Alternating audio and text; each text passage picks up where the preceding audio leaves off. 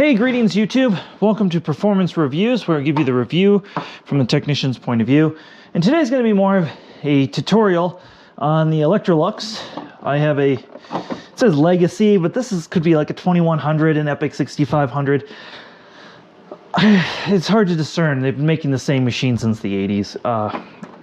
Maybe early 90s, late 80s though. This is when the design dates back to. And then I also have a power head. So this will be two separate videos. We'll do the motor and the power head. So let's start with the power head, since that's the easier thing to take care of. First thing to do, get your Hitachi Machi. Don't be a boomer, don't use a cheap DeWalt.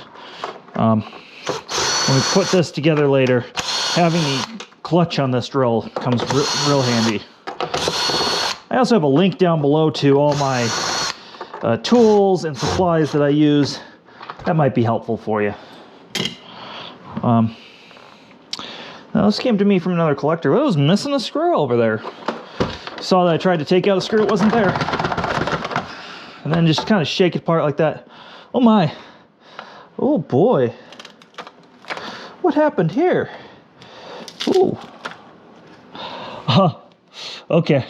So what happened was there was a light bulb holder here and it broke. Somebody just did that. Duct tape. I actually would never have known. I've actually plugged this thing in and used it in a live stream. So, all right, well, that is what it is. I'm not super concerned about it. All right. So, well, normally I'd say pull this out and be careful, but not with this one. And everything else is just going to lift out. This neck was replaced at some time. I know that just from the person I got it from. So there's that. And then there's two screws that pull this off. Very, very easy. And this is so similar to their older ones, it's ridiculous. Which I'll have a video coming up on that as well. So that brush roller, you can still get these brush rollers and replace them. This one looks pretty good. This will clean up nicely. And then the motors, man, motors had a lot of wear on it looking at that. That's just going to come out with two screws, and I've got a round somewhere. Yep, there it is.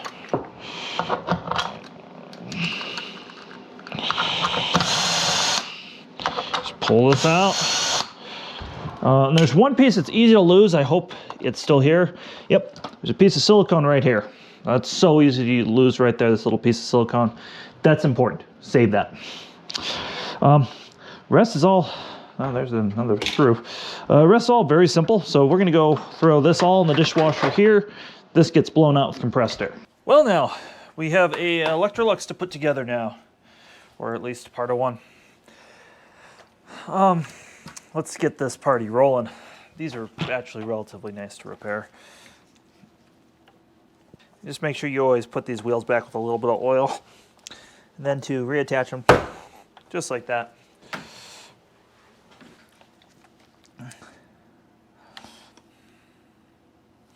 And the oil prevents the wheels from squeaking. The other thing that you can oil is there's like a spring in here. That's worth giving some oil. And that's the height adjustment. All right, let's start putting the rest of this shit back together. You know, somebody the other day was complaining that I cursed in videos. Yeah, I got no patience for anybody who's upset by that.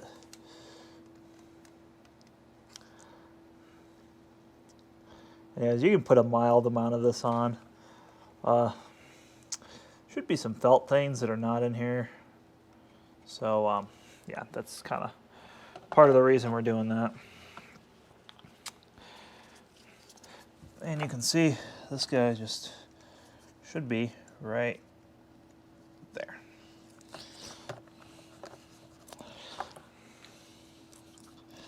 Huh.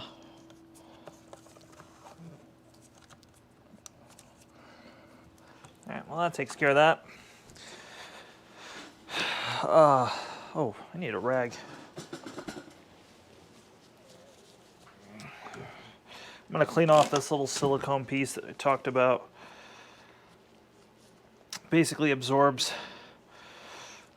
motor vibrations. Now, you could try to put it back the other way, but it's got such a memory that you're better off just putting it back how it was, like so. Also, off camera, let's untangle this real quick. Off camera, I did blow the motor out. So that's a real little important step you just want to always make sure you do. The next thing I'm going to do is, because it has open bearings, sleeve bearings, you just got to saturate it with a little bit of oil.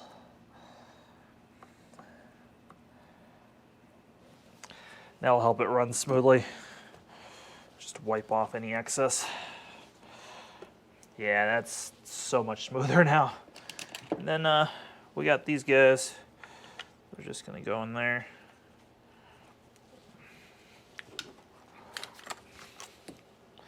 And I took another Electrolux apart.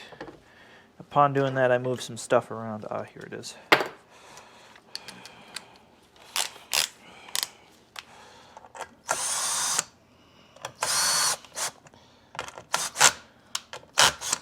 right, we're going to leave that loose until the belt is fully seated.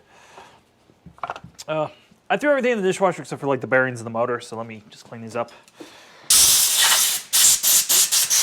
A little bit of compressed air.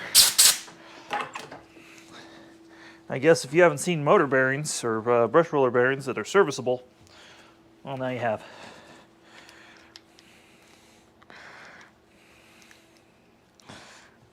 You can just pull them out.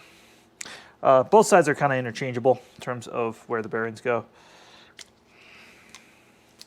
All right, good. Excellent. This gets put back in the roller, like so.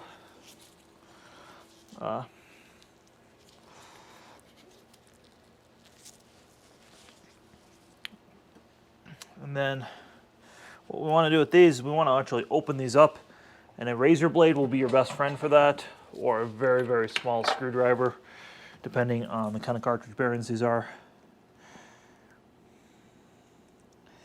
Yeah, these ones are going to want a razor blade. So take a, careful not to cut yourself, and that just pops that off. And you can get these bearings separately, or at least you could, so that's something if you really want to go crazy, you can do. Grease doesn't feel too bad in these. This one's just no grease. So I'll just do probably a drop of oil in there. That's just to re-lubricate any grease that's in there, clean it out. And then we'll just repack the bearings. Again, a little bit of this makes all the difference in making this machine smooth and run like Electrolux and not a, you know, perfect or one of those, you know, knockoff machines. Nothing wrong with the perfect.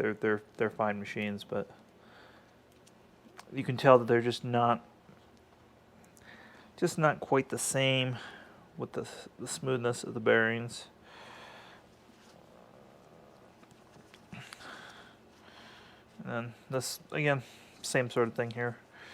There's no grease in this one at all.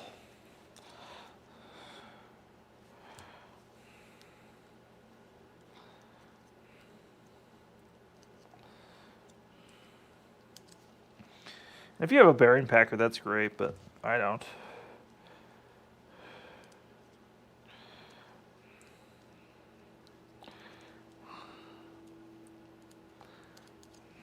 All right.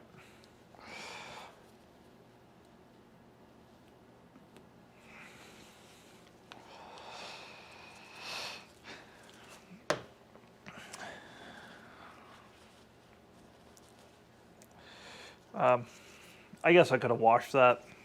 I didn't.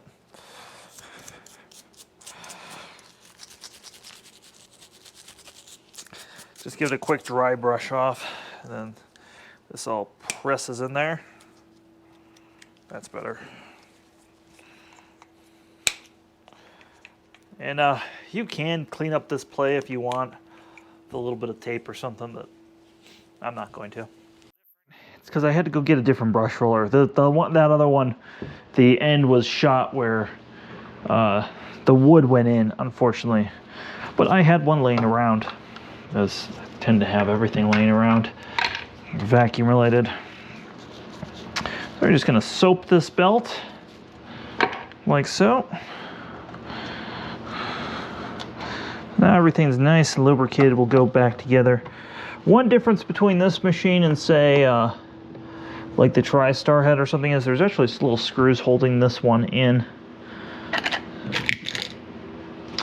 Say that, let me grab the littlest screws right here. We'll put those in by hand.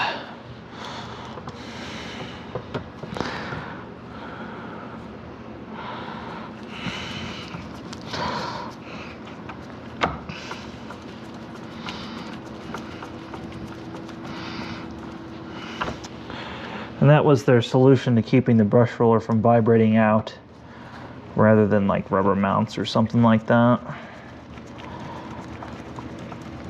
Again, this design goes back to the 80s, so now we're gonna adjust the tracking on that. And you can tension it as well by moving the motor, which I've done.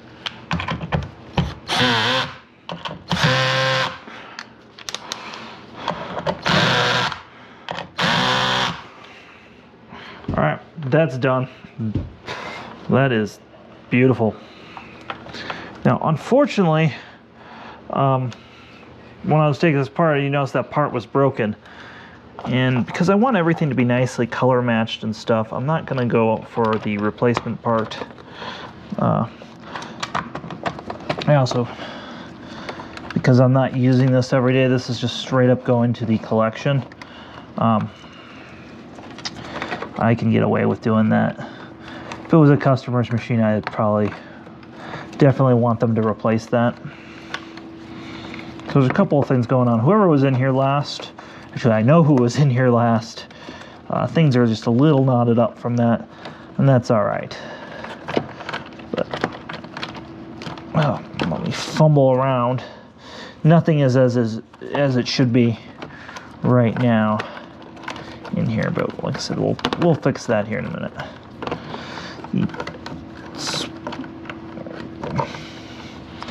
The tangle here, this guy should just go in there. Also, I don't like that this is out here and exposed. So we're gonna get just a piece of electrical tape on there.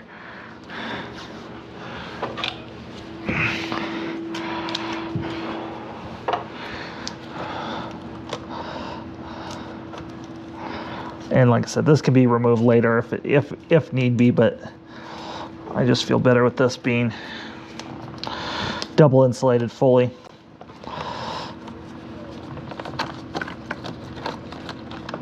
All right, that goes there. And then the wires just kind of all tuck in over here.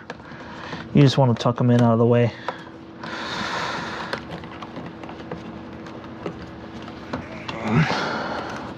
And now we got this to deal with.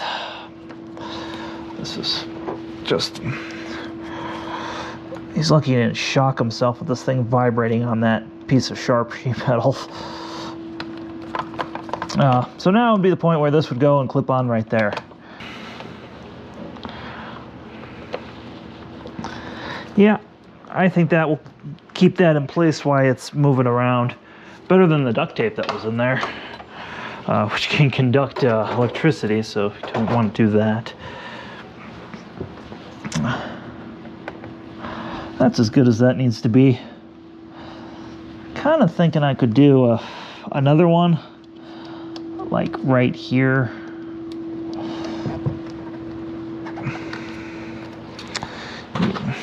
You know, something like that, but let's see.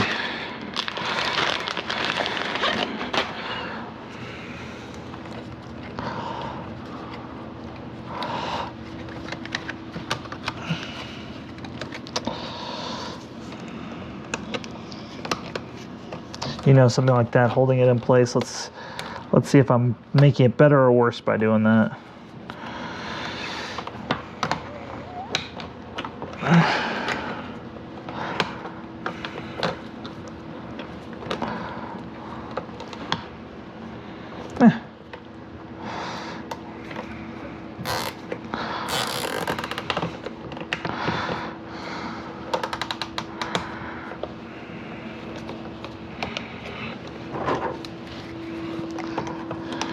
Well, that's my solution there. That ought to keep it from vibrating around at least. These are worth saving for orcs. Just a little tip. Now let's put everything else back together. I like to take a little bit of Windex and just run that on the inside of this lens. Make sure it's nice and bright. That just goes right there.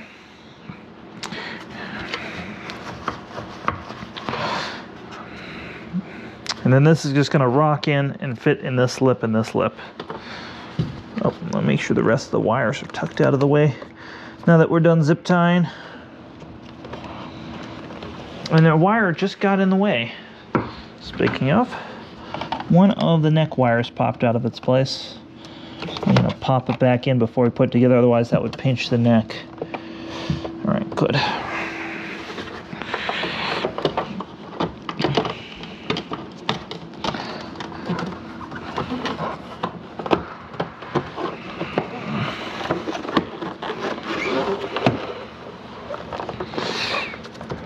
All right, everything's in place. You want to make sure there's no gaps there. Now we can start putting the screws back in. And again, whoever worked on this last did not put all the screws back, so it was missing screws when it came to me. So I'm not going to be able to put that one in the corner.